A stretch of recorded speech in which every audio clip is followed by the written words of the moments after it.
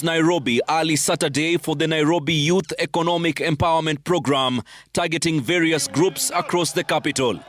President Ruto presiding over the distribution of different items and what appeared to be a flex of government financial muscle that saw 380,000 plastic chairs, 350 motorcycles, sewing machines, large water tanks, cooking equipment, car wash machines, and more handed out. An estimated 380 million went into 380,000 plastic chairs at a cost of 1,000 each, while about 54 million was spent on 350 motorcycles, priced at 155,000 each. That's close to $500 million shillings, excluding the cost of sewing machines, water tanks, cooking gear, and car wash machines. The items costing the government millions, mirroring similar empowerment programs rolled out in different parts of the country in recent months. Wachana na hizi ya hapa ambayo tunapatiana leo. Next month, tunapatiana shilingi bilioni 5 kwa vijana ambao wanafanya biashara. Zile vitu ziko hapa, ni nyinyi muliuliza ama mnaekelewa?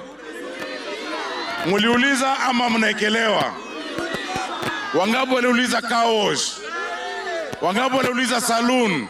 However, State House offered no clarity on the exact funding source, a silence that has elicited questions among Kenyans on how the government is financing such large-scale programs without clear budgetary approval. The event also doubled as a political rallying point. We will not succumb to the threats of one term. We are committed to the transformation of our nation. Ruto also condemned critics calling for the Hustler Fund to be scrapped. Tuondoe kisirani, tuondoe hasira, tuondoe chuki na migawanyiko, tuungane. In recent weeks, President Ruto has visibly stepped up efforts in youth-oriented projects, including sports, at a time when his administration faces mounting opposition, especially from the Gen Z movement. In Siaya, former Prime Minister Raila Odinga reiterated his stand on supporting President William Ruto, insisting he has no regrets. We were at a stage where Kenya could actually easily take over and become a failed state. So it was then necessary to take emergency measures to ensure that we do not get into the precipice.